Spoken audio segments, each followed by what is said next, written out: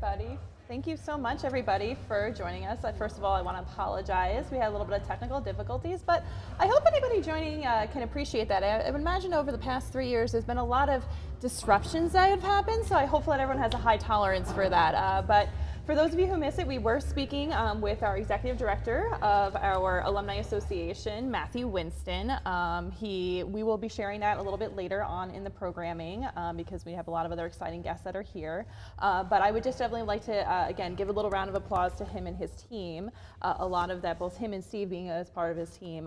For those of you who are on campus or have friends who are here, a lot of these events were brought to him by his office. So we want to thank you for all the time and all of the continuous engagement that you'll bring to our alumni around the world for the next for your tenure here. So thank you. Thanks for being here. I'm looking forward to all the excitement. I'm getting ready to go out and keep enjoying homecoming.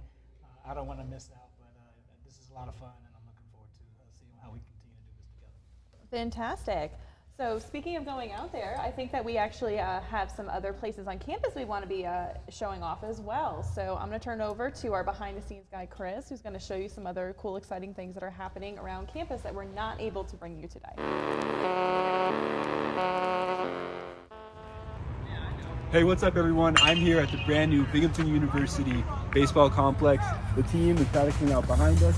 I'm here with Mike from Athletics. He's going to show us some cool rooms and features. Mike, the floor is yours. Yeah, absolutely.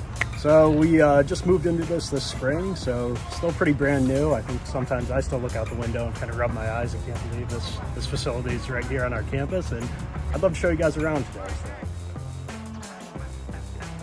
So Mike, this is pretty nice. Can you tell me about where we're at right now? Yeah, so right now we're in the VIP lounge, located on the third base side of our facility here. You can see it's got the sliding glass doors that opens right out to the field, and tremendous vantage point to watch a ball game from.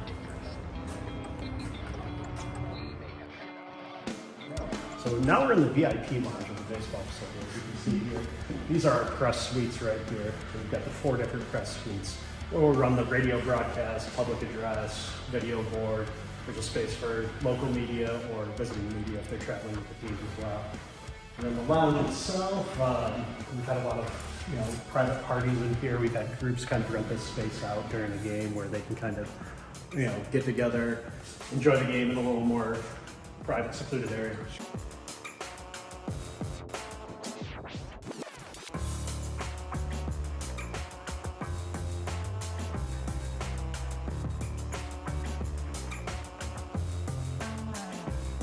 All right, so we got the Bearcat eyes on the wall. We got the Binghamton bandit seats. This has got to be where the team gets ready for the games, right, Mike? Absolutely. This is the team meeting room here.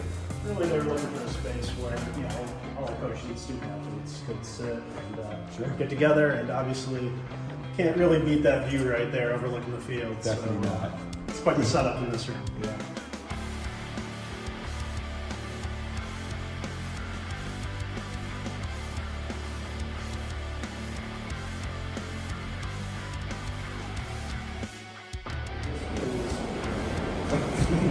This is one hot tub, one cold tub. So, pitchers after a game, they need to start top here.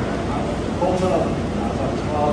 I like that we put a shower right there, so if you're coming out of the hot tub, you're sweaty, you want to rinse off.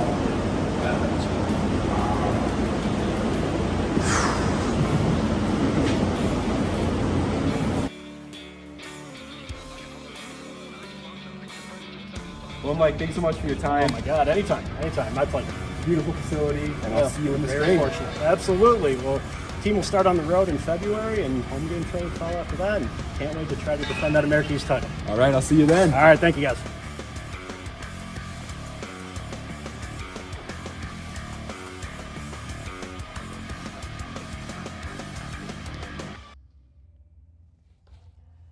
Wow, I have chills watching that behind-the-scenes tour that Owen got to take a little earlier this morning of our baseball stadium.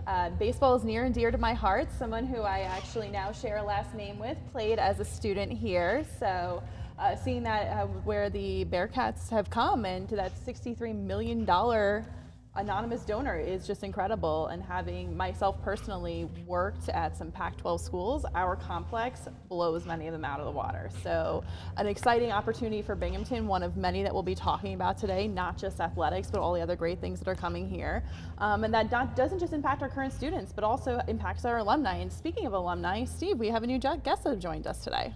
We do, and Kate, to pick up on what you said, the stadium is truly awesome, and I tried to get my family signed up for the tour today, and I guess we got a little bit too late. It was maxed out, and I couldn't get them, but I was able to take my son to the very first game in March, and you know, March in Binghamton could be a real mixed bag of weather, but it was 70 degrees and sunny. It was awesome. So the only thing that was missing was we did not have a Bearcats win that day, unfortunately, but it was just fun to experience the stadium in real time, and then also through the eyes of other people and see their reactions to it as well. And so, as Kate said, we have a very special alum sitting here with us on the set, Scott Foyer from the class of 1990. Has been a long-time volunteer here at the university, has served on the alumni board for longer than I can remember. It feels like I've known him a very, very long time.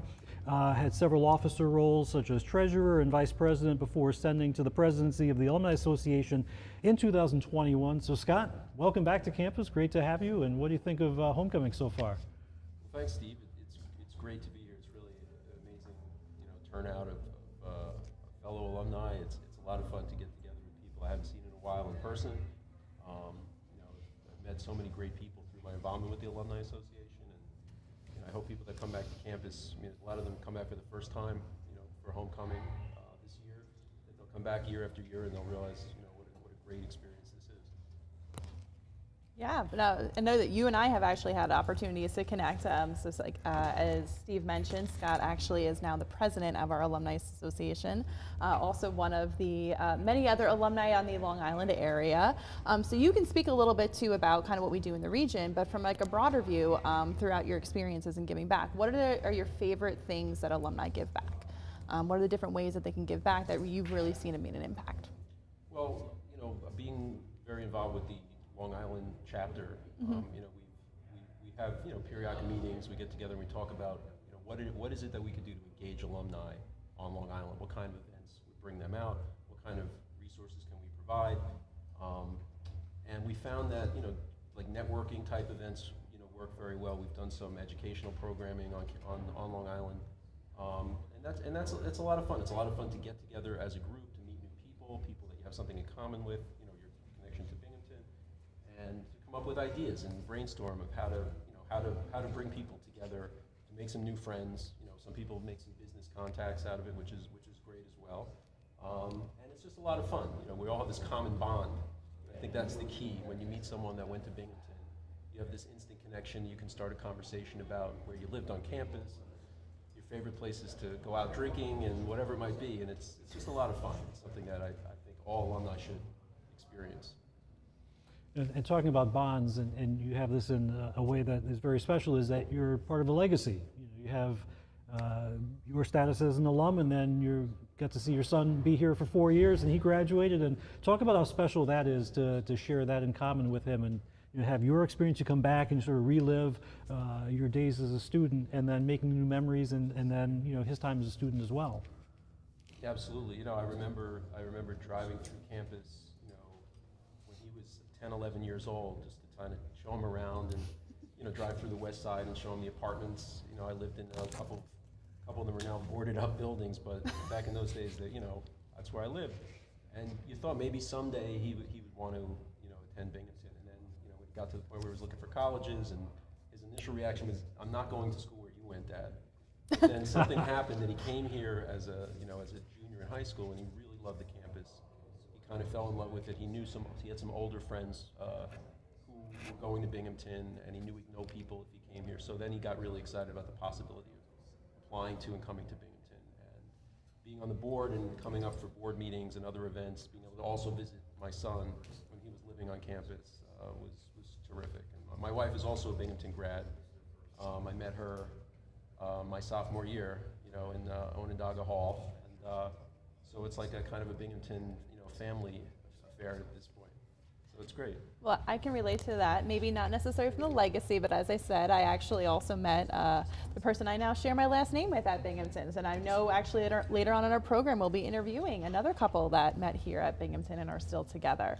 So that's certainly very special memories. But you've talked about how you have come back to Binghamton over the years. You've seen it grown. So right now, what are you most proud about being a Binghamton University alumni and president of our Alumni Association?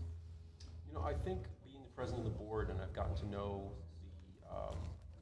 the staff, the administration, and my fellow board members, and I've gotten to know them very well, and I think I'm really proud of how hard everybody works. They're a very committed group, both the staff, the administration, and the board members themselves. They put in a lot of time.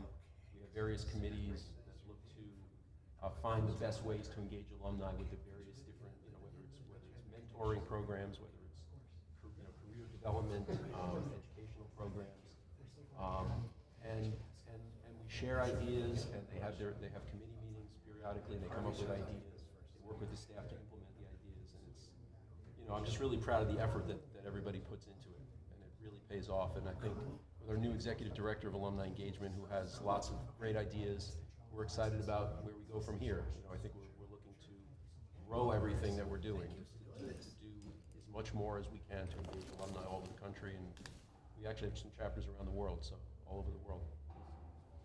So what are your thoughts on homecoming this year?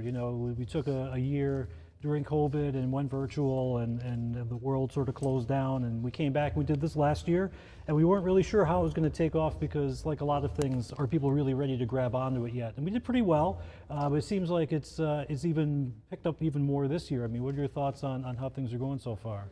Yeah, I mean, I think it's fantastic. I think there was a kind of a pent-up demand, for in-person activities. I think, getting back to campus. A lot of people haven't been here in many years, at least during the last few years. And it seems like we have a great turnout. I haven't seen the exact numbers yet, but it seems like we have a great turnout. People who pre-register.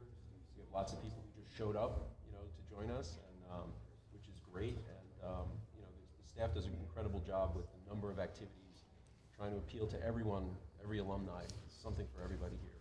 And I think it's kudos to everybody. I think it's been a tremendous job by the staff and the university. I feel like these headphones block out a lot, but I'm picking up vibrations of bass from the party outside. So it feels like just from that alone, like it's really quite a scene out there. So that's awesome. Yep. No, and that's actually one of the reasons why, because I don't know if anybody saw me saying hello over there, because everyone is gathered for tailgate today because we are tailgating for our soccer team who are taking on SUNY Albany, our America East rivals this evening. And before he coaches the team, we actually do have head coach Paul Marco is here and joining us. So Scott, I don't know if you're going to the game later. I think I am too, a little bit. So we'll want to cheer on the team. But thank you. Before you go, I do want to say thank you for all of your continued service, everything that you do for alumni and representation to help us continue to grow. So thank you. Really, really appreciate that. And thanks for taking time out of your day for coming on there. Thank you, Scott. Thank you. So we're going to bring on Coach Marco next. Yes, like I said, actually, we do have, everyone would just give us a few minutes, we have a special guest who has a very busy afternoon before he's getting the team prepped for our America East rival, SUNY Albany. So we are tailgating, as we said, from the West Gym in the Event Center. And for those of you who were students here in 2007, you would have remembered that I was here in 2007, and our class here is doing really, really well. Tailgating in the Event Center for soccer, and so I'm so glad to introduce Coach Marco, who's coming on. Hi, how are you? Hello. Good to see you. Thank you so much. Hi, Coach Marco. Thank you so much for joining us. So for those of you who don't know, this is our Binghamton Bearcats men's soccer head coach, Paul Marco, who is going into his 20th season here at Binghamton. Wow, that is an incredible legacy to have here at Binghamton. And during that, you've really grown the team. You've helped, like I said, as when I was a student here, between 2003 and 2008, it was 6 straight conference championship appearances, not to mention during that time some America East titles. But also here, I was a student athlete myself, and I think student is a really important component of that, being a Division I athlete. is that the team has also done really well. I mean, you've had some academic All-Americans, which is just tremendous to balance that between championship play as well as being a student athlete. So thank you for growing the team and everything you do. But that was then. Tell us about now. So tell us about the team now. We get going shortly. I know, you get going shortly. I'm pretty excited. I think we have a really good group this year. They're coming together nicely. We had a bunch of new faces, so it's taken us a little while to gel, but I think tonight will be a good match for us. We've had a good run the last couple of weeks, so we'll see. Exciting. Okay. Good opponent, a rival opponent for homecoming, so Albany should be a very good game. I know. It was certainly a busy day, and we're glad you could spend a couple Yeah, of moments course. with us. And tell me from your side and from the guys' perspective, what the homecoming game means in particular. I mean, every year it's full of spirit, full of people, and under the lights, just an awesome environment. Yeah, I mean, it's, everybody's trying to get in this game tonight. We talk about this back in May and June when we're talking about getting ready for the fall season and are you going to be ready for the magnitude of tonight's game. But, one of the things that's always impressed me is the alumni of our university. So when I first arrived here, I had just come from West Virginia University where I had played and coached. And the guys that I played with and going back and that experience. And then when I came here, I knew Tim Shum, the legendary former coach. I knew Christos a little bit before I came. And then just interacting, with the likes of the Raul and Skip and Paul. I mean, there's a lot of really great alum dating back all the way into the 60s. And I've got to know a few of them, Fred Peck, who usually makes his trip up for homecoming, played in the 60s, all the way to guys who, graduate last year, the Noah Lushers of the world who are still playing right now, but trying to make it back to campus when they can. I've been impressed with a few things through time. One, the connection that they still have to the current team, but then the connection that they keep between themselves. Attending some of the guys' weddings where there's 22 former Bearcats at a wedding. I mean, it's pretty impressive. It's pretty impressive. That's really exciting. But you were mentioning as they prepare for this game. So in addition to having the soccer alumni come back, what does it mean to the team to have the parents, the students, the fans all here cheering them on? Because I know that one of the things that I was reading about your remarkable career was not only have you grown the team, but also some of the attendance has been the number one or really high in Division I for attendance for men's soccer, which is tremendous. So tell us a little about what that energy is like and how it really pumps up the team. Well, when you were a student, you started the Soccer Hooligan group, which was our student section, and that grew to probably 800 or 900 students. Wow. And now, since COVID hit, we had a couple of years where now we weren't having fans, and now I think we'll start to see those numbers in the student section grow again. But no, it's a wonderful experience. I mean, singing in the crowd and, the energy and excitement that you feel even before kickoff. Walking around outside right now, it's pretty neat. It's pretty special. It's awesome. As we mentioned during the intro, you've been here 20 years in an industry where there's a lot of mobility. You put down roots for a couple of years somewhere and go to the next opportunity. What's so special about Binghamton? And I've got to imagine you love it an awful lot to be here for 2 decades. I think that you find your happiness with people, place, and purpose. And what tremendous people we have here. I have a wonderful purpose. I pursue my passion every day. And in the place, I mean, this is a great place, it's a great community. The university has grown immensely since I've been here. So it's been great to be part of the process. Yeah, really good. Good. Well, we know that you do, we've been talking about, it's tonight's game. You are the head coach. You have your players out there getting ready, so we don't want to take up too much of your time because I know that you're going to have to get into prep mode with the team, making sure everyone's getting, in their pregame rituals and things. One of the traditions we have is motivational speeches given by the new, it gets a little out of hand. Oh, I like So that. that's taking place actually right now. So do they do their own motivational speech, or is Oh, it yeah. finding, because I know there's a lot of great speakers out there. They like to share quotes and things. Oh, I like it. Today, from what I've been told, it got kicked up a notch. One of the guys had the team shave his head and everything. So. Well, now I am you know what to really look for. excited. I feel like someone might need to take some photos that we share later of like what those traditions are, those motivational speeches. Like if maybe like that's something in the student section, people will start holding up like hashtags about from the speeches, right? We've had some doozies. Justin Lesko's, Adam Chavez over the years, Pascal. We've had guys come up and only speak in their native language. Oh, that's The awesome. intensity of their voice, yeah, great. Oh, so we don't want to be taking you away from that. So thank you so Thank you much very for much, sharing a Coach. little bit of Appreciate it. insight, and good luck Thank you. tonight. We'll be in the stands. Coach, thank you so you. much. Coach, thank you. Really appreciate that. I look forward to being in the stands. Should be a lot of fun. And one source of fun this weekend has been Hinman College, and so they've had quite a lot going on. And we can get ready to bring in Al Voss, former faculty master, collegiate professor. Oh, okay. Great.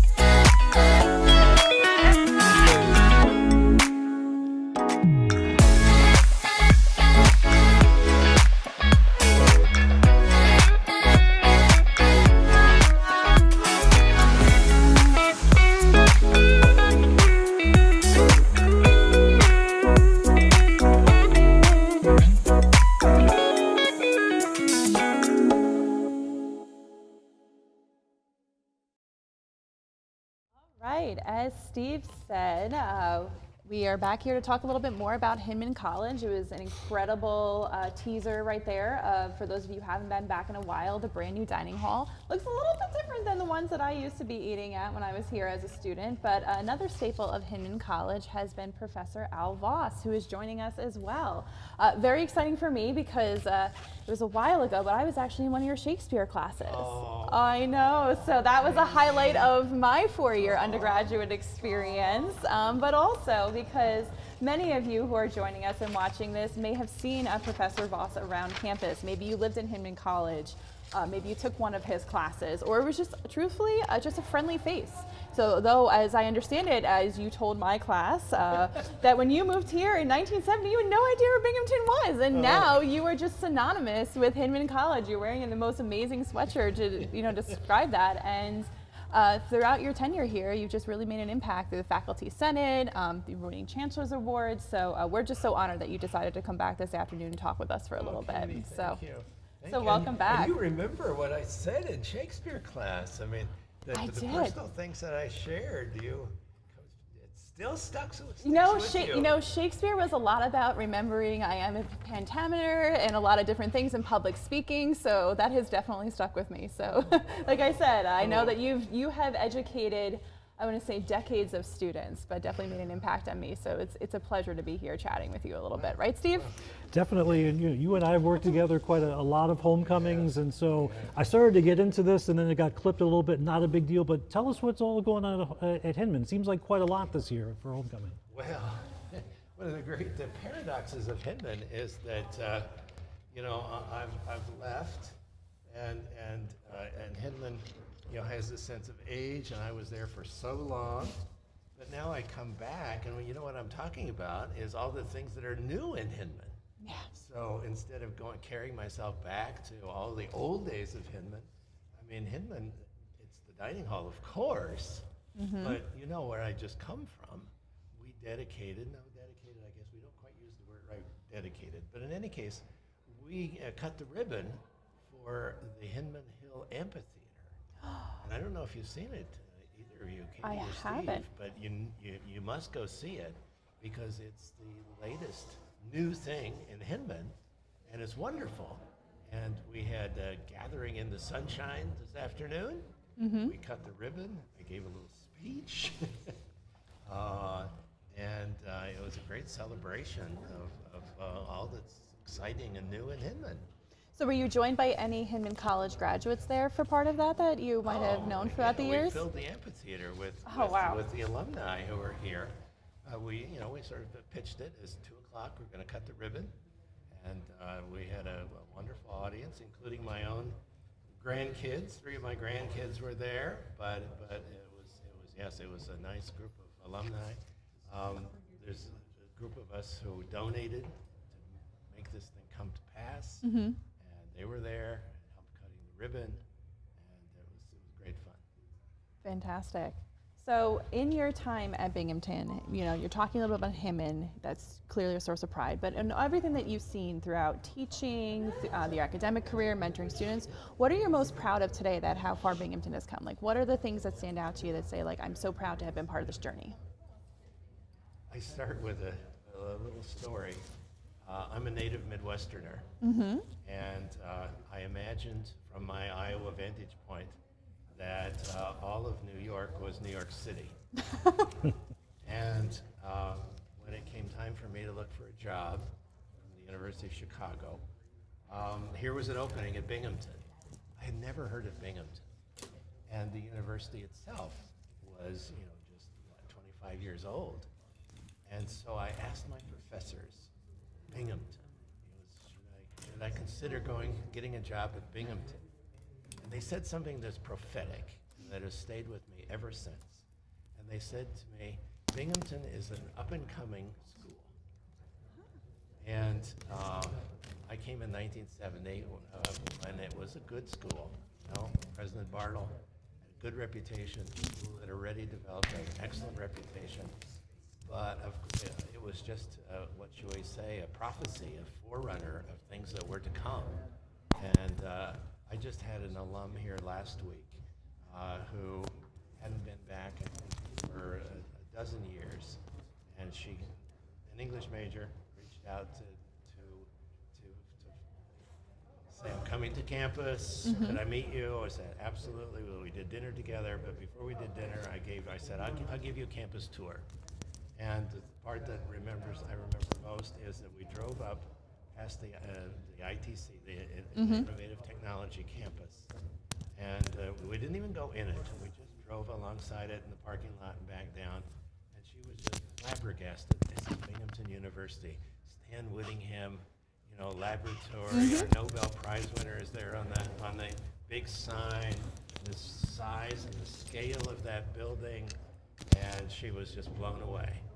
I took her to the marketplace, and again, almost incomprehensible what we have become since my early years. Yeah, incomprehensible. I think that is a very good word, and up and coming. Hopefully we'll be able to maybe say that we're definitely the premier public Ivy of New York, of the Northeast. I think we may be moving on a little bit from those up and coming into, we're here, we've made it. I think having some Nobel Prize winners, some big donations, I think that we probably say we've made it at this point. You said that very well. I agree. That's the flip side of my phrase. Is we've made it. We've made it, and so your prolific professor was absolutely right. That taking that shot, it was clearly worth it, and we've been so treasured to have you here teaching so many young minds and impacting all of that. 50 years at Binghamton. 50 years. 22 years in Hinman, and it was definitely the culminating experience. I sort of measure my career in stages, and that was absolutely the high point of my time here. And now being here at homecoming, and a good number of my former students, not necessarily some from my class, some just from living in Hinman, they're back, and the warmth, the nostalgia, and also the amazement that they see, many of them are seeing the new Hinman Dining Hall for the first time. They weren't here during COVID, and so I asked them, "Have you seen it?" No, I said, "We're seeing it for the first time," and they love it. They're impressed, as indeed they should be. Wonderful. One So- last question to offer up before we say see you later is what are you up to in retirement? Are you still living in the area? I'm living in the area, and actually, I'm retired, but I find remarkable ways to kind of stay in touch. The Hinman bill that we just cut the ribbon for. I proposed it. I helped to fund it. I've come on almost a weekly basis to monitor its progress, stay in touch with the people who are building it. I'm now the president of the Binghamton University Retirees Club, and just 2 days ago I was having lunch on campus with the retirees, and next to me sat your next guest, Harvey Stanger. So. Oh wait, is it? Hopefully that's not a retirement announcement. Oh gosh, I hope not. No. He was our guest. He was not. Yeah. He was not a retiree. Don't start the next rumor. I'm not starting a nice rumor. I'm not starting a rumor Did I at all. misspeak? I don't think I did. No. But let's squash this right now. No, he's very young. He's not retiring. But in any Bad case, joke, everybody. Bad joke. I might have misheard. But thank you. I do feel I feel connected and retired at the same time. Wonderful. That's just the right mix, it sounds like. Yeah, so the you're right certainly not bored, which is great. Well, Al, thank you so much, and we're going to take a short break and then bring in we're rolling right into Harvey. Okay, great. All right. Gotta love it, the beauty of live TV. So swap one guest out and one guest Good to in. see you, Al. Thank you for sitting in here. I missed the ribbon cutting. I was busy. I'm so sorry. I will get up I there. know you're pulling us in 100 different directions today, but it's all good. You'll see photos. So this is a great idea. I'm glad we're doing this today. Thanks. Thanks Thank so you much for joining coming us. down. No, I feel like everywhere I've been, you've been at today, so you've I been all over. Yes. can't remember where I've been. And I see some other people here that have been involved in the whole day. And I just came from the athletic department's Hall of Fame lunch, which had lots of speeches, great speeches. What has been your favorite part about today? Because you have been, and as Steve said, you've been all over. You've been all over today. Right. Well, saying what was the most favorite thing is like saying which child do I like the most. So I would have to say everything was perfect all day long, and it is. You go from one place to another. I've been here almost 11 years now. I know people who have been involved in the university, and they come back every year. And so when I walk through the tailgate or in the building, I see people that I haven't talked to in a year or 2 years or 3 years or 5 years. And I have so many things to catch up with them. So it's the individual conversations that I have with people that I think have been the most fun because they're all here right now. They're all here right They're now. all accessible and they're in person. And my goodness, remember we tried to do this homecoming remotely 3 years ago or 2 years ago. 2 years. Jeepers, wow. Which is part of the things that we've learned from this, though, is the fact that we have people who want to participate from so far. We have people joining us. We're seeing people join on the screen. We have alumni all over the world, and now we're able to invite them back. But we have invited them back to campus here. We're getting ready for the soccer game in a little bit, so everything is wonderful. So what would you say to people who aren't able to come this weekend but are making plans to come back to Binghamton? What are the things that you would say that they should definitely see when they're coming here? Well, when you come back, and I hear this all the time. Mm-hmm. I haven't been back since I graduated. I haven't been back for 30 years. I haven't been back for 40 years.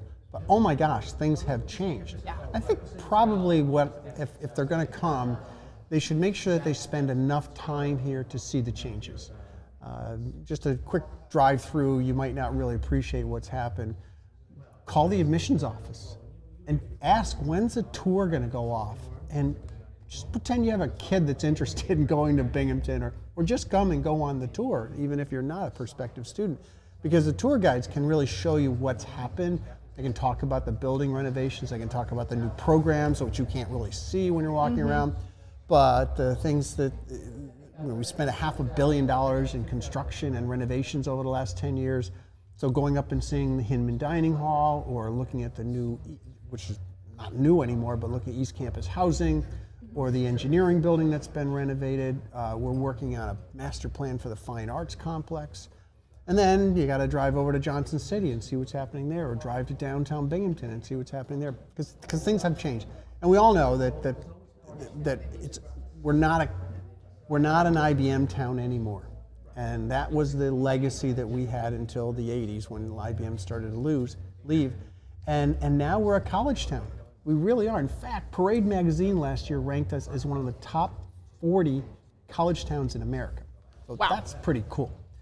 I don't know how they did it, but it was Parade Magazine. You got to believe Parade Magazine, right? It wasn't even just all 50 states. It was even out of these places. It was Binghamton, which is incredible. Yes, just right. absolutely incredible. Exactly, right. So I think also you do some dining downtown and wander around the streets down there, because a lot has changed as well down there. But take your time. Don't be in a hurry. And maybe also come back with a friend. Oh, okay. Somebody who you haven't seen for a while. That might be a good excuse to say, hey, let's meet up there. And homecoming is just one weekend. I think we put too much emphasis on it's the homecoming weekend. That's the time you go. You can come anytime and have a tour or visit with people. Call our development office and say, gee, I'd like to talk to a development officer about providing an endowment for a scholarship or something. We'd be glad to arrange that. We're in the middle of a campaign right now. So. I know. I was going to say, you've been talking to some of the ways that Accelerate is really going to help make all these changes move forward. Binghamton is no longer, like you said, an IBM town. It is a college town. It has a tremendous impact on the area. It has grown so much from being just here, just having Harper College, to now having places in downtown, in Johnson City, and beyond that, being part of the global program. So speaking of Accelerate, can you tell us a little bit about about how we hope to take whatever the funds that we raise to really make the next 10, 50, 100 years of Binghamton? Yes. Well, the campaign goal is $220 million. So we've raised a little over $160 million. We've got 2.5 years left in the campaign. We know we can get there, but it's going to take a lot of work and a lot of effort on our development staff, but also on our alums. The gifts that we're seeing that are most popular are scholarships. That alums know that when they came here, it was tough on their families. They had to save as much as they could. They left with a lot of loans. And of course, back then the tuition was even lower than it is now. But our tuition is still pretty low. $7,000 a year for tuition, room, board, fees, etc. For an in-state student, and they run $28,000. And there's tons of scholarships available: tuition assistance plan, the Pell plan, the Excelsior plan, some merit-based scholarships that we have here. But it's still not free. So giving some scholarship funds is probably the highest priority. We also have some donors who are really interested in human rights, because they know that a university is probably the place where, if you want to really understand human rights and have a role in improving the aspects of human rights, a university is a great place. So we recently have started the Institute for Genocide and Mass Atrocity Prevention. Several large donations there are helping create that. We bring practitioners from around the world. We sponsor students who want to travel to countries where genocide is occurring and working in NGOs or working in governments in other countries. And that's been very successful. It's probably been 5 years that we've been doing that now. And not just one donor, but other donors who have been adding on top of that. Another area is study abroad. Other than scholarships, we know a lot of our students, they're struggling just to make ends meet when they're here. To study abroad is a big stretch on their family finances, because it can cost an extra couple of $1,000s.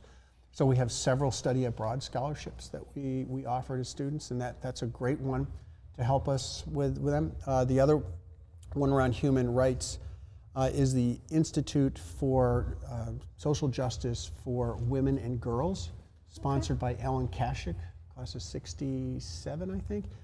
Ellen is a professor at Santa Cruz and a great advocate for feminism, and she recently was here, received the University Medal, and she and some of her friends have endowed the Institute for Social Justice for Women and Girls. So lots of stuff that we're doing right now.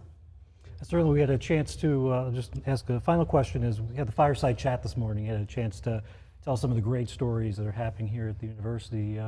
What are some of the other major things going on? It's quite a lot, and I know it doesn't really make for a tight interview answer, because it's an event in and of itself, but just sort of quickly kind of getting us into some of those things. Well, probably the big thing that we just recently announced, and things happen so quickly, you got to go to the next one, is it's the New Energy New York grant that we just won from the federal government and the New York State government for $113 million. $113 million to start a lithium-ion battery manufacturing research center to help train employees and companies on how to manufacture lithium batteries. Why Binghamton? Why lithium batteries? Oh, Stan Whittingham won the Nobel Prize in 2019 in chemistry for his invention of the lithium-ion battery, and he was the principal investigator on this idea. So it was pretty much a slam dunk. The hardest part was convincing, not Senator Schumer, because he was totally behind us, but convincing the federal government that Binghamton really could do this. Yeah. Because there was a lot of big-time universities that were in this Build Back Better regional challenge, and we were probably the one that people didn't know the most about. And we got to give Senator Schumer a lot of praise and thanks for getting us recognized. I mean, we had to do the work, but he was the one who said, yeah, Binghamton's a great place, smart people. We can make this happen. And so that center is kicking off right now. It'll be in Endicott, in one of the old IBM buildings, kind of full circle here. Oh. And I think that's going to be something we'll be talking about for the next 5 or 6 years. And honestly, with batteries, I think all of us right now, batteries are not necessarily the things that we plug in necessarily to keep, your TV remote going there. It's your Teslas, it's renewable energy. So really, there is just so much potential possibility. So to hear that Binghamton is going to be the center of things that people are needing, Tesla, all those types of things, renewable energy is incredible. It's going to be exciting. That's really exciting. I literally just got chills kind of talking about that. And I did not study engineering, but I definitely made those connections to everybody. It's another example of solving the world's problems. Solving the world's problems right here at Binghamton. In the area and expanding beyond the Vestal campus to downtown Johnson City, now Endicott. We're going to be everywhere, and we are everywhere. Which is really exciting. Yeah. So I would have to say we are at a homecoming tailgate. So I was to say before we go, maybe a quick Go Bearcats. Before that for the evening. Ready? 1, 2, 3. Go Bearcats! Well, thank you so much for joining us, President Sanger. I know that you have another place to go. And speaking of going Bearcats, we actually have Owen, our correspondent, is out in the parking lot seeing all the exciting things going on. So Owen, out to you. What's going on out there? Okay, just figuring out my mic here. It's still going great behind me here. We've got a really cool cheer performance. We've got the dance team, Thank you so line, much, quite the President crowd really here. Appreciate it. What's going on? Is it on me? Yeah, go ahead. All right. What's up, guys? It's going great. Just figuring out my mic here. Right here, we got the dance team, kick line. They're putting on a great performance. They drew quite the crowd over here. And I also want to take the opportunity to tell a quick story. I saw John Wilson from How to John Wilson walking around out here with this camera, getting some shots. And I was lucky enough to meet him yesterday, be part of an episode. And I got to say, he's a class act, really cool, really smart guy. He's definitely one of my favorite alumni, aside from my co-host right now. But anyway, I was chatting with some of the gentlemen from men's hockey, so let's go check in with them right now.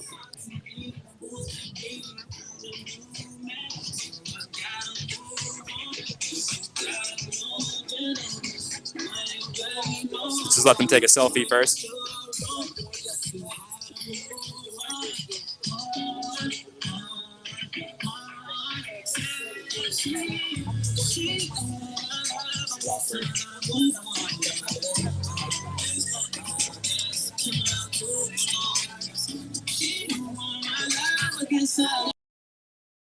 Can I ask you a few questions? Yeah, sure. Hi. So you're here with men's hockey. So what does that mean to you guys? What does it mean to be here? Yeah, this is fantastic. We back in the spring, a bunch of us got together and we went to a Rangers playoff game. And we wanted to bring our coach, our founder, Bob Pompey, but he had some health issues and couldn't make it. So after that, we're sitting there and we're saying, okay, we can't bring Mohammed to the mountain. We're going to bring the mountain to Mohammed. I see. And we said, when can we do this? And we hit on homecoming and we said, let's get as many guys as we can from our generation and reach out as far as and broadly as we can to everyone who came after us. So the men's ice hockey program started here with an intramural program in 1973. And our first intercollegiate games were the year later, 1974-75. A bunch of guys that were playing intramurals, we pulled out and we started playing a couple of programs, couple of teams. And from there, the next year we got into a league and So we're coming up on almost 50 years of intercollegiate ice hockey at Binghamton. That's so cool. And you mind if I ask you what year you guys graduated? So I was 1976. So I was in the first real intercollegiate club hockey team. Yeah, absolutely. And then from there, this guy continued on. Yeah. This is Al Parker. Al Parker. I'm Ken Steiger, and I arrived in '74, so that was the first year that we had an intercollegiate schedule, and I graduated in '78, and then again in '81, I got my master's as well. So because it was a club program, I got to play all that time. Absolutely, that's so cool. And what we're really here for today with the tent is to try to reconnect with a lot of players that came after us, and we're going through a whole process to find all those players. Absolutely. Because we think hockey is going to be in the future. Yeah. There's going to be some real exciting news. I think actually President Stenger announced it this morning. There's going to be a D1 hockey program in Binghamton at Binghamton University within a couple of years. Right. So Thank you, guys. We're looking at that 74. If it happens in 2024, that's going to be the 50th anniversary of intercollegiate hockey. So we're hoping, it seems like kismet. It's all going to come together. Absolutely. That's great. Thank you guys for your time. And for my final question, where do you guys live on campus when you lived on campus? I lived in Dickinson community, and as we were walking around on Thursday, every dorm I looked at, I was showing my wife, we were walking around, every dorm I looked at, I said, yeah, I was in Whitney. No, it was O'Connor. No, it was Johnson. Yeah. So one of my teammates and floor mates at the time said, Ken, we were in Champlain. And I know where I lived. I was in Hughes Hall in Hinman. Okay, great. Good, guys, thank you so much for your time. It's a pleasure to connect with any alumni. Good luck today. All right, guys, back to you in the studio. Owen, thank you so much. Well, it really looks like that party is starting to heat up. I haven't been outside since probably 2:30 when I came into the studio to start to get ready for the show.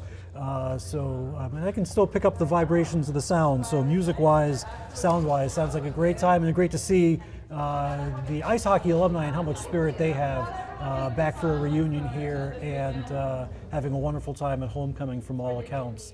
So I'm pleased to introduce two very special guests, and I've known them about as long as I've been working at the university, which is going on 16 and a half years almost, if people could believe that. So Rich and Sandy Alpern are here. Rich graduated in 1969, Sandy graduated in 1970. They've been very, very involved with the university through various endeavors, Rich through Harbor Law Council. I remember when I joined the university staff, Sandy, you were on the Alumni Association board. Yeah. And you met here at Binghamton when it was Harbor and before all this huge and cool stuff that we have. So welcome back. It's great to see you both. Well, it's great to see you too, Steve. Here. Thank you.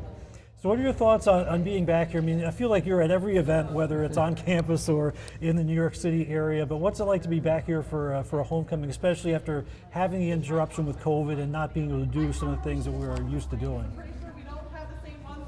It's been wonderful. It's so great. We love coming back for homecoming. We try to come every year, and it's not just to see the alums, it's to see people like you, people who work for the university, who we know and have gotten friendly with all these years.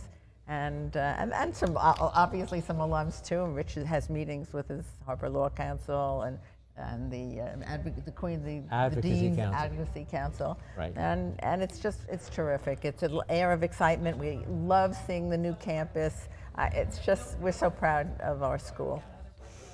I was going to ask your thoughts on, every time you come back, there's something different. And to reflect on Harbor College at the time that you were students and what that was like, and to contrast it with the Binghamton University of today, what is that like to see all the changes and things that are very cool, but at the same time feel like, okay, it's not exactly as it was when I was a student? It's amazing to see the changes.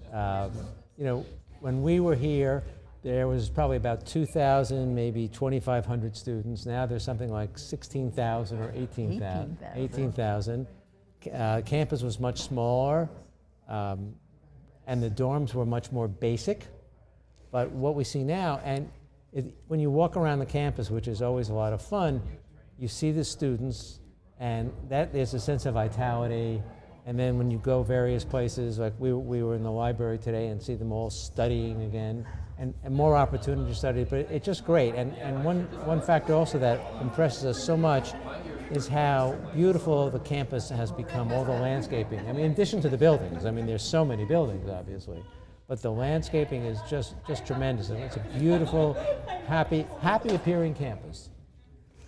Yeah, definitely. I got in a conversation with somebody about that the other day, that in the years I've been here, it's definitely taken on a warmer feel where there's a lot of landscaping and it draws more on the natural beauty of the area. And I'd have to imagine, what a huge draw that is, especially come from, I grew up down in New York City, you come up here, this is so different. And that's one of the best things about it is just the setting of it. And so, take us back to the time when you were students. How did you meet? Because I don't know that I've ever heard this story, and I think it would be kind of fun to hear it. So we didn't know each other, but a friend of Rich's roommate knew someone who knew me and my roommate, and gave Rich the phone number of our room. And he called us, and I was the one who answered the phone, and the rest is basically history. We started dating, and we dated all through college. I was a freshman, he was a sophomore, and we got married the minute I graduated. In fact, a few minutes before I graduated. I was just telling somebody the date on my phone, my password from my phone is our anniversary. We got married in December, and I graduated in January. Wow. So we're still married all these years. So happily married. Yes. Happily, yes. We're still happily married. Thanks for the correction, honey.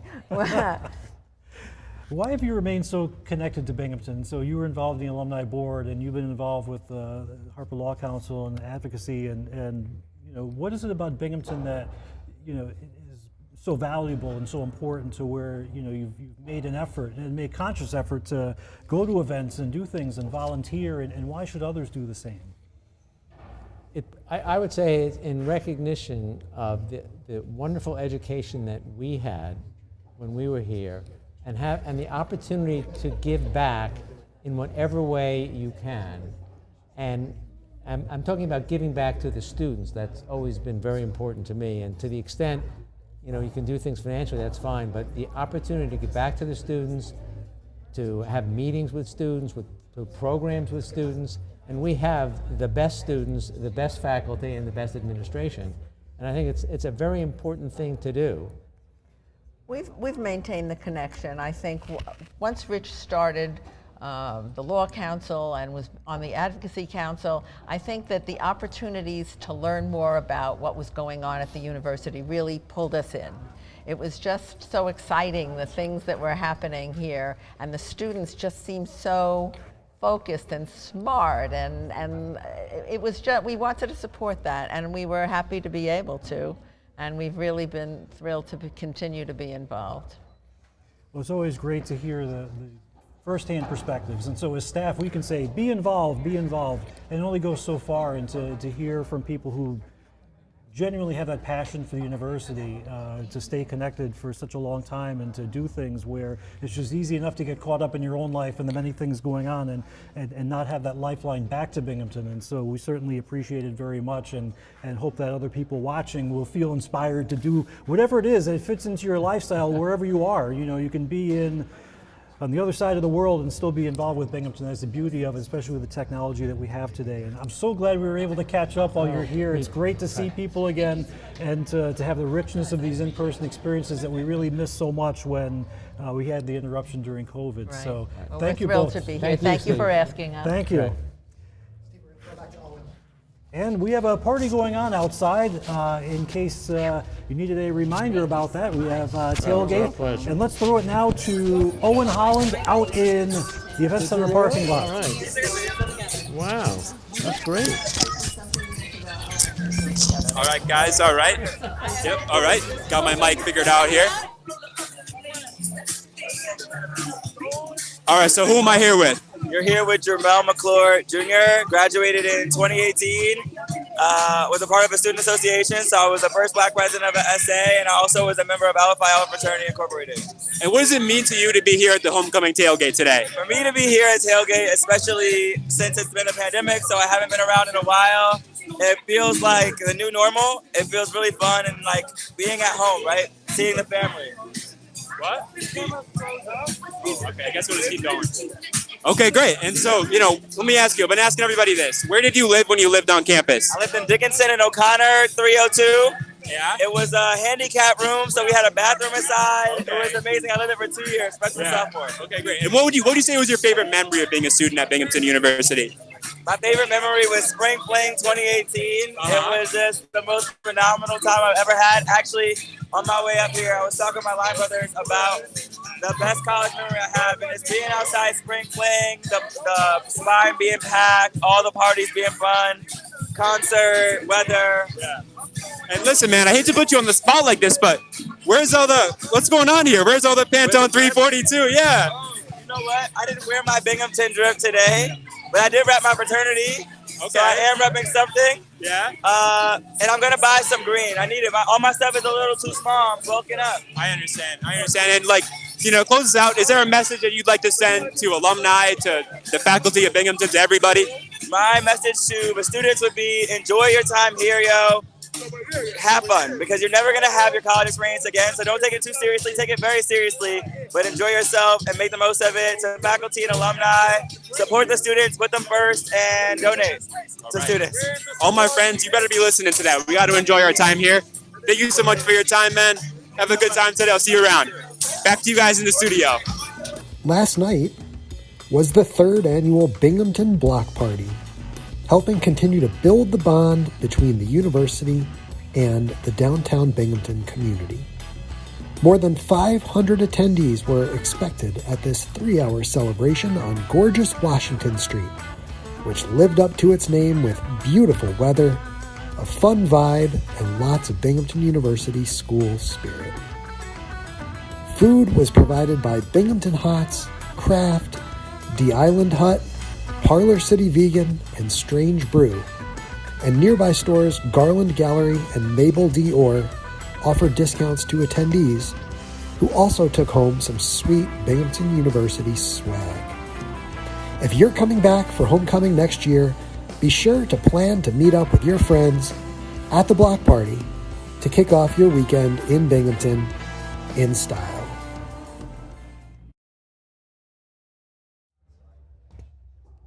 All right. Well, thank you again, Owen, for that exciting another venture into our tailgate. And thank you also for that great experience of the downtown at our Bearcats night and downtown, which is exciting. That block party is awesome. It gets bigger party, every year too, yeah. Block party, because it really is a couple blocks. That's the word I was looking for. But Bearcat evening or whatever you called it sounds great too. Yeah, I think block party sounds a lot more fun. But during that break, we actually were joined by another distinguished guest. Actually, we are here with Taris Rodney, class of 2008, who was awarded this afternoon our Medal of Distinguished Service. We'll explain a little bit more about that, but in her experience, right after graduating from Binghamton, she went on to Howard Law School, where during her time as she was getting ready to graduate, she said, and I don't want to steal the story, but actually during that time with the funds that she had available, said, what can I do with it? I want to give back to Binghamton, I want to start a scholarship. So why don't you tell a little bit about that? Because I had chills when I was just talking to you, learning about that service that you decided to give back to Binghamton and still do. Thank you. My 3.0 year in law school, 2011, I had a couple of extra dollars, and I was just like, what can I do to give back to the university that gave so much to me? And I was a peer counselor for the Educational Opportunity Program, EOP, in 2007, and those students were graduating in 2011. So I was like, if I can make a scholarship, one of those students would be one of the recipients. And that's what I did, and the first recipient was one of those students, and since then I've had 11 recipients. 6 of them are attorneys around the country. They've been to a number of different law schools, so it's just phenomenal to be able to give back and then see the fruits of my labor. So it's really awesome. I enjoy it very much. And you still stay very close in touch with them. You mentor all of them. Wonderful. So where have they gone on to? Some of the different practices they've gone on to? Of course. Some of them have gone to UConn Law, New York Law, Emory,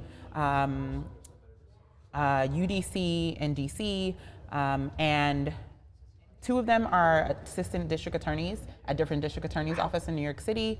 One of them is at, two of them are law firms, one of them in New York City, one of them is at a law firm in Washington, D.C. She's actually here this weekend, so I get to see her. I'm really excited about that. Shout out to Sharice. The other two, I think one of them is a professor at a university. She's an adjunct professor, so she's teaching law at a university, which is really dope. And then another one just finished law school, so I don't know where she's going to go, but I'm looking forward to figuring out where she's going to go.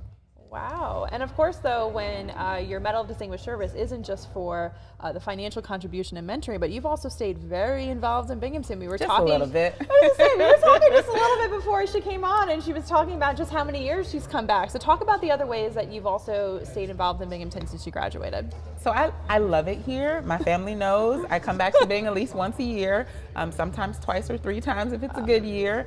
I was coming back for homecoming every year from 2008 until 2018. And then I had a daughter in March of 2019, and then COVID hit. So I haven't been back since 2018, but I have organized the Alumni Global Day of Service in New York City. I mentor other students through the Binghamton Alumni Mentoring Program outside of my scholarship. I've served on a number of different panels and participated in the networking during, the time in the winter time. So it's been really awesome to give back, to talk to students, to give some time, not just money, but also spending some time with them. It's been phenomenal. Fantastic. Well, I love the story because I heard it at the award ceremony this afternoon about being third year of law school and saying, okay, I don't have a lot of money, but I have enough to fund a scholarship. And yes. If I could do that in that stage of life, anybody could. And it's not meant to be a gratuitous fundraising plug, although it sounds like it is that. Yes. But she's like, she's like, no. Yes, please give back. She's like, I'm saying absolutely as a student okay, who since was she said it, we'll own it. Yes, it's a fundraising plug. Absolutely. We have to lift as we climb. Every little bit counts. Your time, I think, is even more valuable than your money, but money helps. Students need money for books. Students need money. Their meal cards run out, like a couple of dollars helps. I'm sure you remember that. So any little bit helps. Any way you can help students, please just give back. Especially since during COVID, some of the struggles I think that students had just became much more obvious. And absolutely. So think about students going home and they don't have access to a computer, and they're trying to. I was blown away at the thought of a student trying to write a paper on a phone. I mean, if I have to type a text message, I'm like, I had enough. I just want to throw the phone away. It's frustrating. But absolutely. To write pages and pages on a phone, or just the things that we take for granted, not everybody has. So those inequalities are just that much more magnified in a crisis like that. And absolutely. So, I think makes it more, another plug again, makes it more important to think about what can we do to give back all the untapped potential we have to make an impact. So. So from the alumni office, I say thank you for all that you do, because just like listening to this, it's so impressive. It's like on the board, on mentoring these students and everything. So it's just great. I mean, how did it feel to be recognized? I mean, I know you don't do it necessarily for the recognition, but yes. to get that from the alumni office, that Medal of Distinguished Service, how did it feel to come back to receive that recognition? It was an honor. It also was extremely special to me because I was nominated by the Educational Opportunity Program, and EOP is very important to me, very close and dear to my heart. So just made my heart smile. It's really cool to be recognized for things that you do just because you want to. So I'm immensely grateful. Always looking forward to giving back to the university, and I'm going to keep doing it. You guys will keep getting my money and my time. Which again, we'll take it. I would say we'll take it. I know that you probably have a celebration to get to for receiving that tremendous award. Absolutely well deserved. But one last thing before you head out, you have continued to give back. You've continued to come back. You're going to continue to stay an active alumna of the institution. But what are you most excited about or most proud about Binghamton right now? Just the growth. The name rings bells now, which is really dope. When I started here, people couldn't even pronounce it. They were Binghamton, Binghamton. I got all kind of names. You're going where? They had never heard of it. So now when you say I attended Binghamton University, it is a name. People know it. It's a household name. It's a respected university. So I'm super proud of that. That's fantastic. Well, we're super proud of you. As I love to consider everyone I've been talking to today, I am a fellow alumna with, and it is just incredible company that I feel like my soul is being elevated with. So I love that. Thank you. I like teamwork makes the dream work. Teamwork Thank makes you. the dream work. I love that. Well, congratulations again. Thank you. And enjoy the rest of your celebrations this evening. Thank you. Thanks Go for coming by. Bearcats. Yeah, Go Bearcats. So we do have some other guests that are going to be joining us. Today was, in addition to homecoming, we also do many different award ceremonies. So we have another graduate who will be coming on. But before we go ahead and do that, I think that we wanted to go ahead and play a video. We definitely have, like I said, this is not necessarily just about taking place in the event center and the West Gym today. There's a lot of things happening on campus. So I want to kind of tease a little bit about other things that are happening throughout this beautiful campus.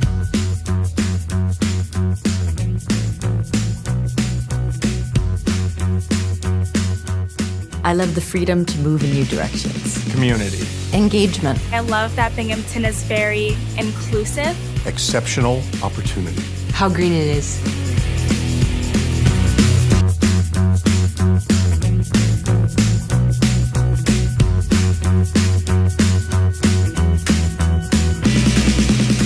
Green means go.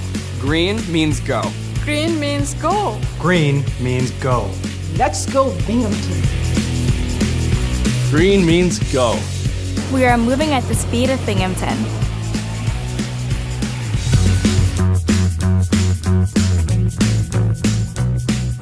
The big world out there. Big data. Big example. A really big priority for us. Really big decisions. Big show. Big change. Big school. Big impact on campus. They're big. They're interdisciplinary. A big deal, right? Campus gets bigger and bigger. All right, and we are back again in the West Gym, our nice little studio setup, Studio B for yes. Bearcats. And we have another distinguished alumna with us. I'm here with Andrea Holmes, class of 2012, who was inducted today to our Athletics Hall of Fame. Woohoo! Not too far away, a hop, skip, and a jump over in the Events Center. So tell us a little bit about your student athlete experience to kind of warm us up about why you then were inducted. Well, I came here from a small town in Mississippi. I was recruited by Coach B. Johnson. Everybody known her as Coach B. She kind of watched me play, and she was like, "Hey, I think you're really good. So, you want to come visit Binghamton? It's far from home, but I think it'll be a good fit for you." So I came and I had my official visit here. I met Coach Shaw and the coaching staff. And everybody was just so sweet and welcoming. They were like, "Hey, you don't have to worry about being so far from home. We got you." We got you? Yeah, and that's like, as long as you're in green and white, you're a Bearcat for life, and, we'll make sure you'll be okay. That's fantastic. So, I just really appreciated my team, my coaching staff being here, having my back, and anytime I needed anything, I could just look over and have a friend, that would be there to say, "Hey, we got you." So.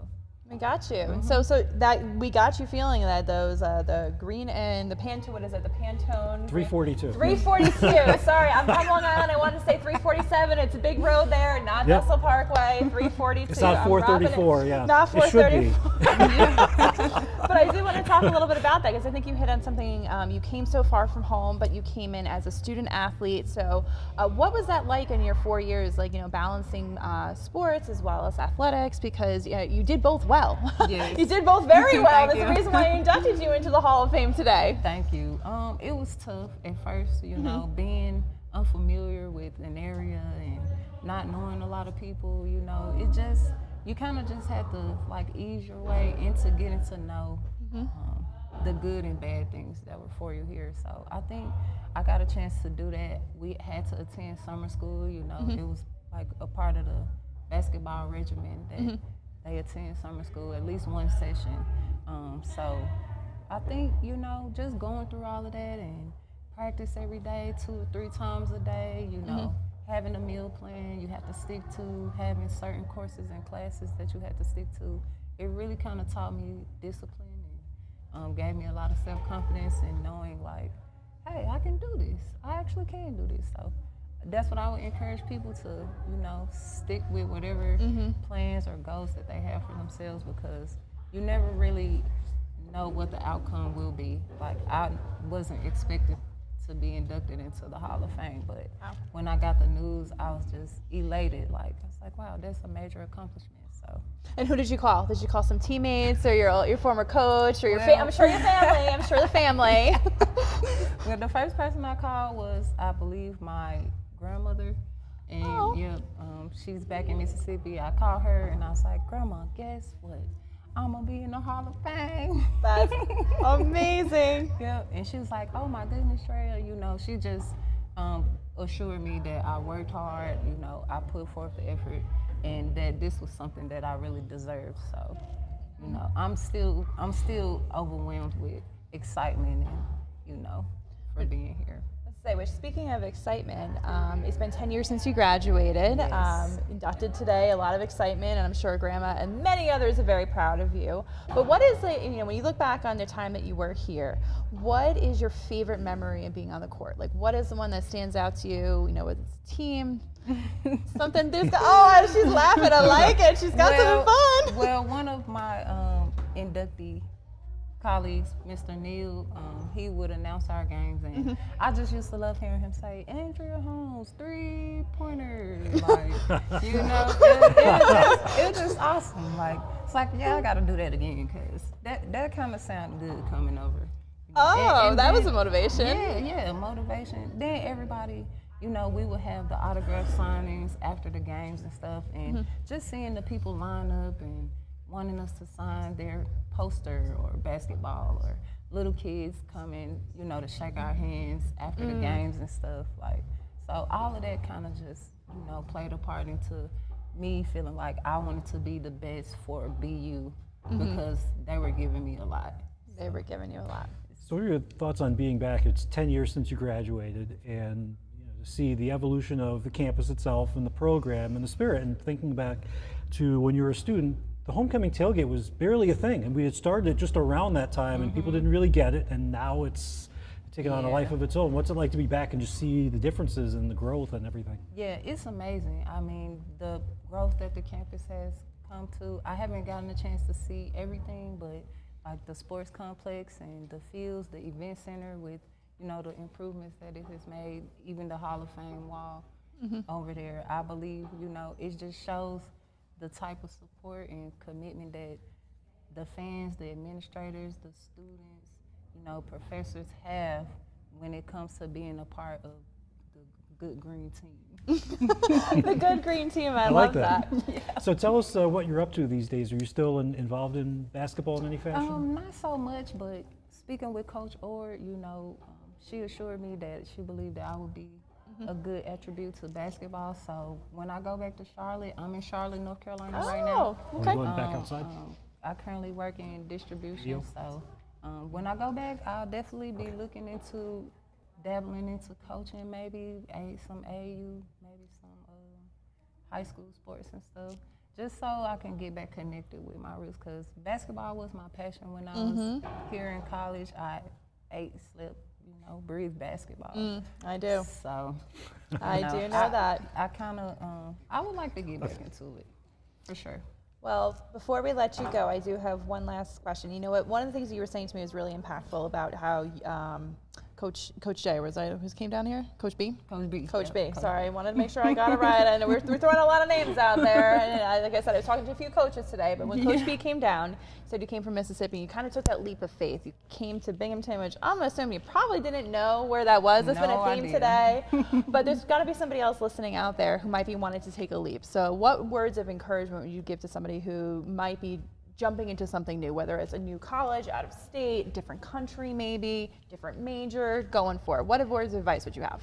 I would just say, fee first. Just jump right in. You will never know who's around to catch you, to have your back, throw you a floaty, or, you really never know who's watching. So it might be tough at first, and the mental toughness is probably the hardest aspect to overcome, but I feel like the reward, once you see yourself, accomplishing those goals or things that you have for yourself, then, it will be worth phenomenal, yeah. Fantastic. Well, congratulations again. Welcome back to Binghamton. Thank you. And we look forward to staying in touch in the future. Maybe not the next 10 years. Maybe a little sooner than that. We'll be back at Binghamton, right? Absolutely. Go Bearcats. Go Bearcats. Thank you so much, Andrea. Thank you so much. And we'll take a short break before we bring up our next interview guest. So stay with us. Thank you. All right. Sweet. What's up, Binghamton? Do you need a new show to binge or a movie night with the roommates? And you have an unmatched sense of Binghamton pride, like me? Well, then you've come to the right place. This is Owen with the Binghamton Buzz, and these are TV shows and movies made possible by alumni that you can stream right now. So first up, we've got The Rewrite. Mark Lawrence, class of '81, wrote and directed this romantic comedy starring Hugh Grant as a burnt-out Hollywood screenwriter who takes a cross-country job to come teach at Binghamton University, literally. Where exactly is Binghamton? Here's your new home away from home. Complete with scene shot on campus, our flawless weather, speedies, and 2 Spider-Man legends. Every student needs to watch this film at least once. So next in line, we've got Icon, The Restless Billionaire, made possible by 2 Harper grads. Directed and written by Bruce David Klein, class of '84, and produced by Alexander Goldstein, class of 2014. This documentary offers an engaging retelling of Carl Icon's journey from philosophy major to medical school dropout to Wall Street billionaire and philanthropist. To all the Robinhood users out there, this one's for you. Transitioning now from finance to fashion, we've got Stephen Canal's Pose. This Emmy and Golden Globe nominated series has the largest LGBTQ+ cast in TV history. It follows the ballroom subculture of the late 80s, where participants walk the runway, compete for wildest costumes, and create a community for trans people. All, I might add, to a killer 80s soundtrack. Now, I bet you didn't know that The Daily Show was created by a Binghamton graduate. Indeed, Madeline Smithberg, class of '81, was tasked by Comedy Central to create a new show with 3 major requirements. That's to be on every night, that to reflect current events, and it had to be funny. Deep dish pizza is not only not better than New York pizza, it's not pizza. The rest is history. It's The Daily Show we're talking about here, on the air for over 20 years, spanning legendary hosts like Jon Stewart and Trevor Noah, and even becoming a respected force in American politics. Smithberg succeeded. Time for your Jim Carrey fix? Then cue up Bruce Almighty, written by Emmy Award-winning writer and former English major Stephen Corrin. Bruce, a Buffalo TV reporter, finds himself constantly outplayed by Steve Carell's Evan Baxter as they compete for live airtime. So Bruce turns to God for help, played, of course, by Morgan Freeman, and is granted omnipotent powers as a result. You must be Bruce. Who are you? I'm God. Okay, how many fingers am I holding up? 7. Now finally, we have the HBO series How To with John Wilson, created by and starring John Wilson, class of 2008. He'll take a seemingly arbitrary concept like how to split the check with friends, and then goes on a handheld, narrated adventure to research his topic. So do you have strong thoughts about scaffolding? No, not at the moment. You know why these are so blown up? All right, this is as high as we can go. A truly hilarious show full of touching interviews and interjected by the absurdity of New York City. How To with John Wilson is truly one of a kind, and you need to check it out. And there you have it, Binghamton. Let us know your favorite movie or TV show featured on this list. And to any alumni out there watching, we're all very proud of you. This is Owen with the Binghamton Buzz. Thanks for watching, and I'll see you next time.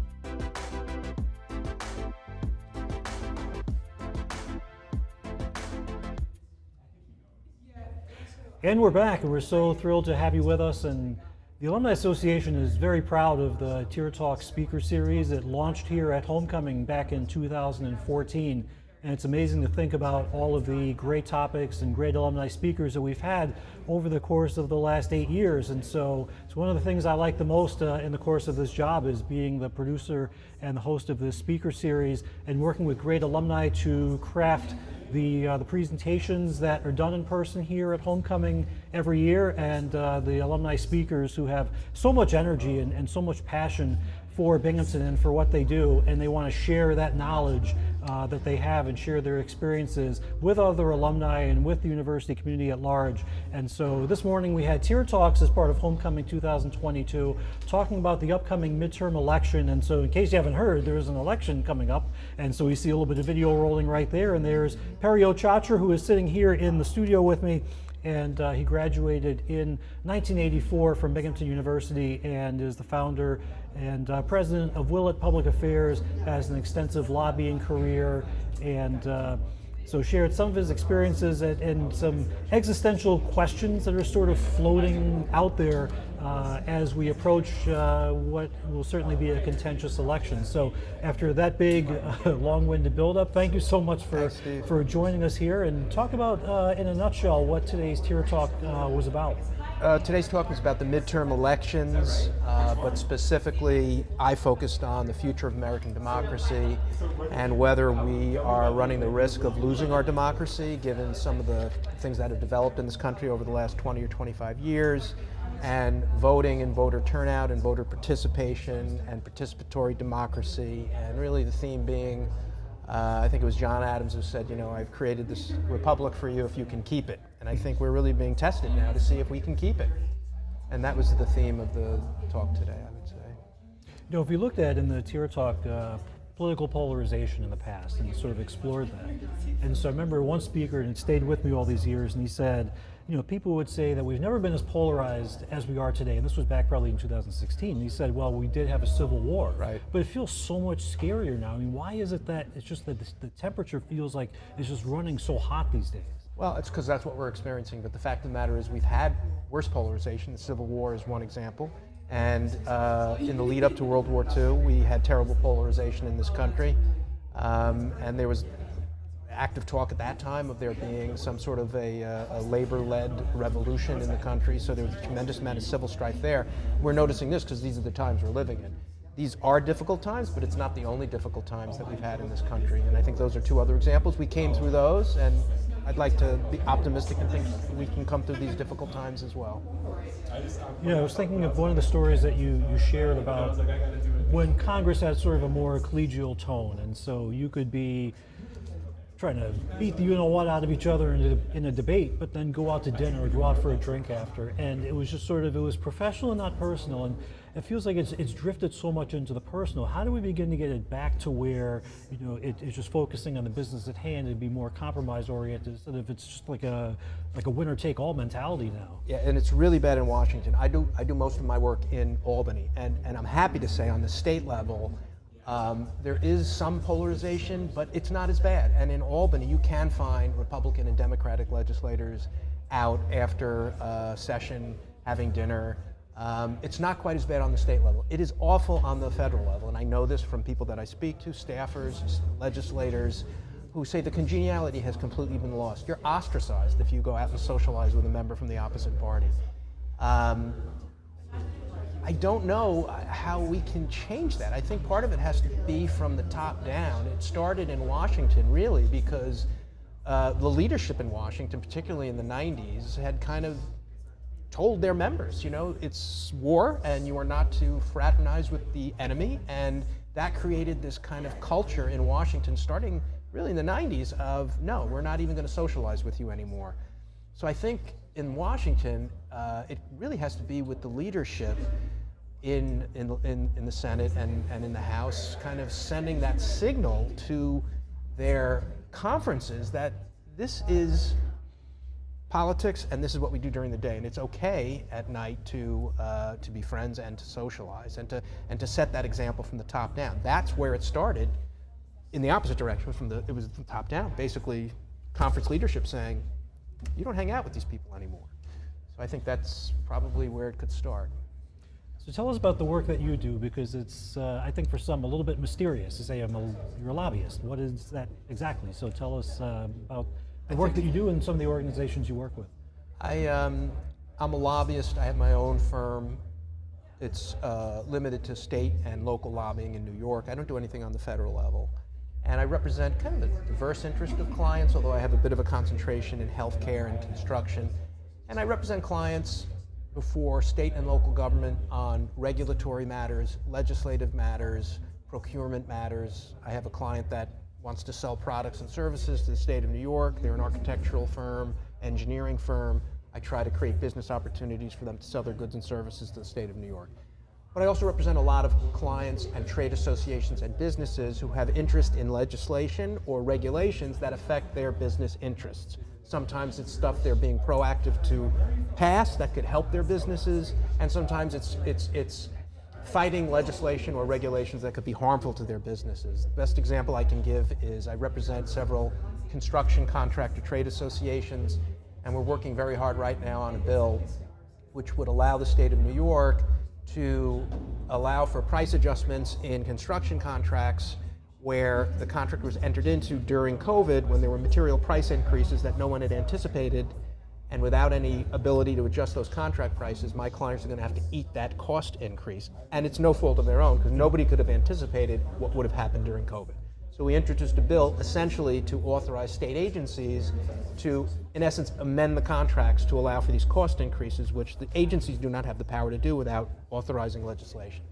So that's an example of legislation that I work on that directly benefits a client that is doing business with the state of New York. These are construction contractors working on public works contracts, schools, hospitals, roads, bridges, who now have been locked into these contracts at a certain price, but their cost of providing those services and the goods has increased astronomically because of supply chain issues. So that's a kind of example of the legislation that I'll work on for my clients, really to improve their business climate and conversely oppose legislation, extra regulations on business that make it difficult for my clients to do business in New York. So what are your thoughts and impressions about being back on campus? And so you said it had been a while, and so when we first reached out, I think you joked at the Tier Talk that when we reached out to ask if you might be interested in speaking at the event, you thought maybe we were calling about a past due bill or something like that. You found something in my dorm. We found something in the dorm, like, Harry, can you come and claim your lost object? Yes, I thought maybe I lost something in my dorm and you claimed it after all these years. I've said there are any number of places you could plunk me down on this campus right now and ask me where I am. I would not know, because so much of it has been rebuilt. But really, for the better, the campus is much prettier, much more user-friendly. There's much more of an aesthetic now than when I was here. When I was here, it was a bit more utilitarian, and I think over the years that the university's done a really fantastic job, not only increasing the size, I mean, it's double the size of when I was here, but making it a more friendly place. The architecture is just more, it's just more warm and inviting. And there's a vitality to the place now that wasn't there when I was there. There just seems to be more stuff promoting the accomplishments of the university, and it just seems a friendlier place. When I was here, it was, like I said, it was just a little bit more stark and utilitarian and functional. There's a bit more, I see more glass now and rounded edges and less brick and angular edges. So it's really quite beautiful. They've done a great job in beautifying the campus.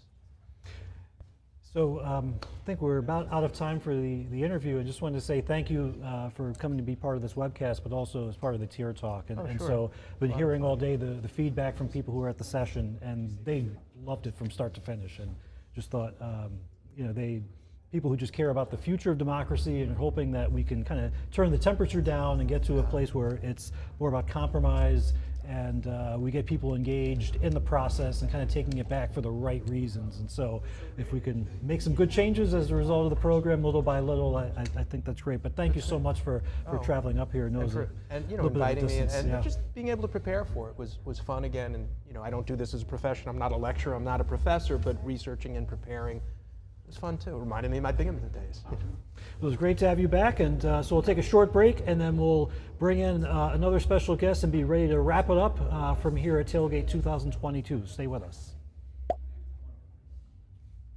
Thank you.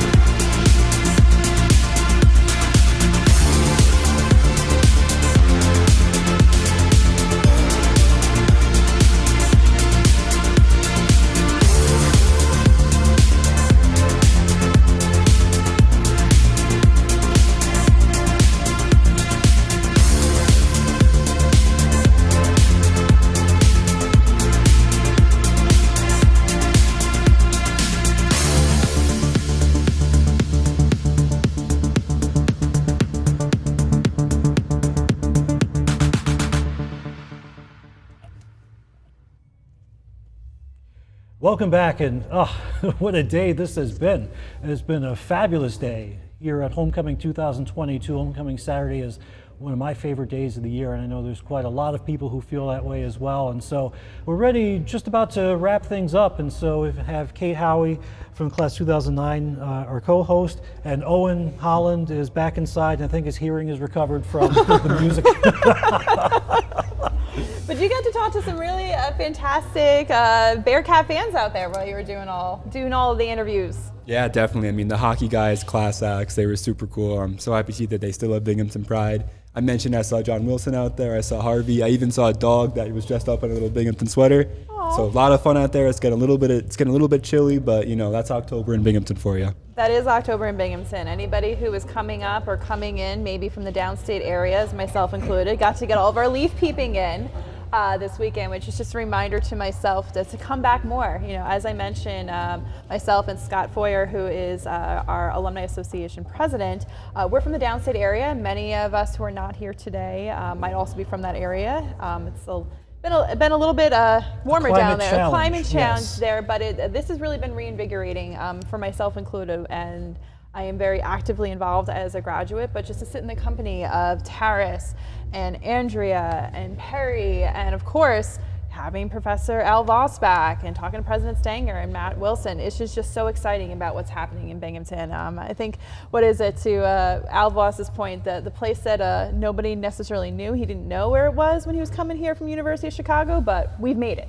Binghamton has absolutely made it, and it's exciting to be back here and see everything that's going on. But we came up with all sorts of slogans and superlatives, and I just thought it could be encapsulated with "We are awesome," because we are. Awesome. It's just simply that, we are awesome, and all these great people have really helped to put Binghamton on the map. And maybe it didn't need that anyway, but it's certainly on the map. Mm-hmm. And it's just so energizing, and to work here is such a blessing, and to be here every day and be around the energy. And then you have super events like this where alumni like you come back, and we engage students who are the future alumni, and it's just tremendous. And I'm going to go outside and see my family soon, and my kid is here, and maybe in 5 years he's a student. He could be the future, so who knows? Wow. And so the past, present, and future, I think, of homecoming is one of the best parts of it. And I think it's very fitting at this time to recognize one very special Binghamton alum and he was a Tier Talk speaker last year. Chris Strutt from the class 2007 has been our guy behind the scenes, and he approached us a couple of months ago and said, what about a homecoming live webcast? I'm like, we've never done that, but this might be the year to do it for the first time.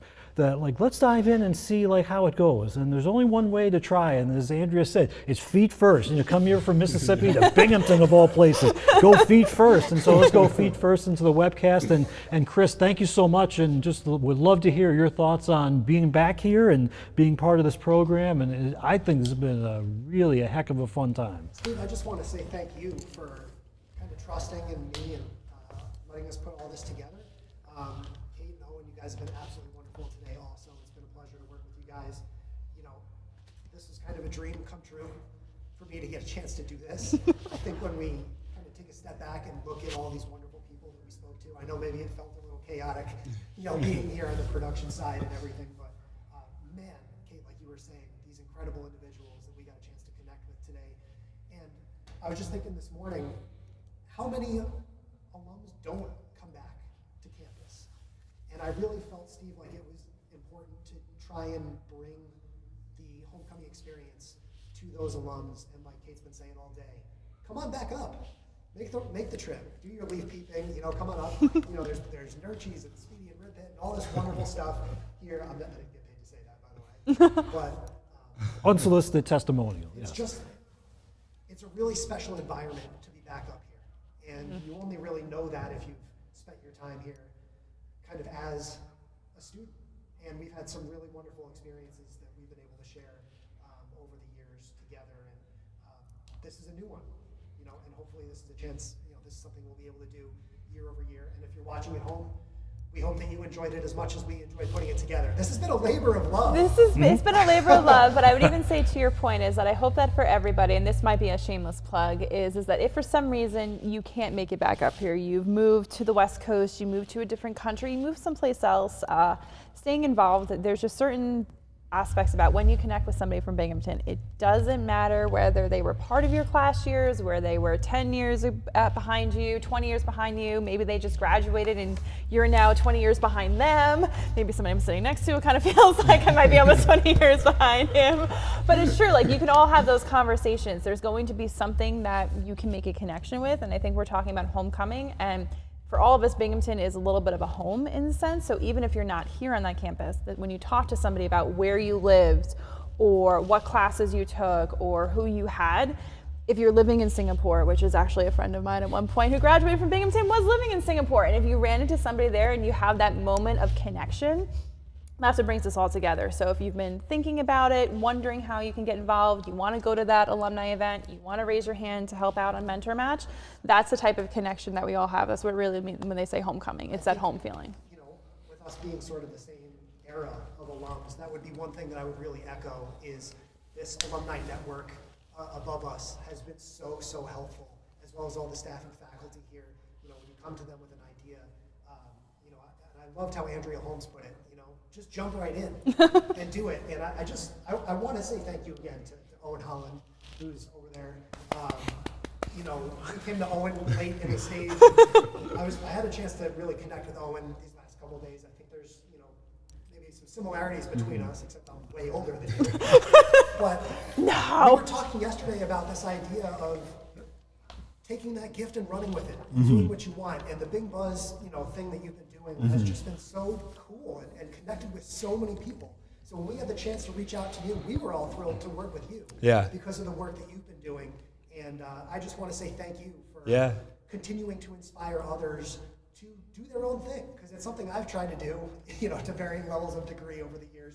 And to see someone like yourself, you know, doing it here on campus and really featuring so many wonderful voices from all around has been truly inspiring as well. Well, thank you very much, Chris. That means a lot, and we are similar, honestly. It's like looking in an aging mirror for me. I mean, we both have the tech skills, you know, we got the media skills, and, you know, I just want to speak to Kate's point a little bit that, you know, I'm on my 5th year here. I did my undergrad here. I'm finishing out my master's this year, and, you know, Binghamton University, it's changed my life. You know, I'm out of state.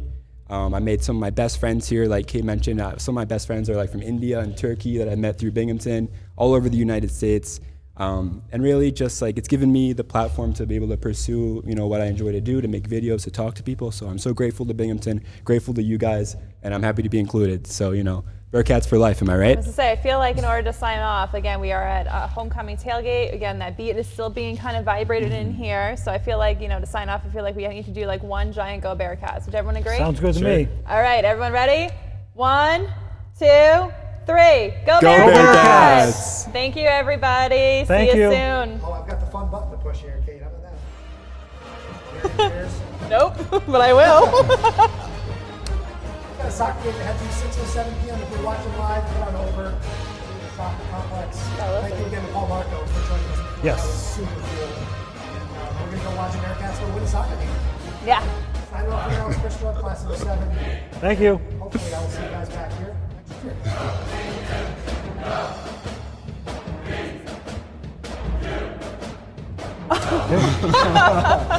Oh, that's cute.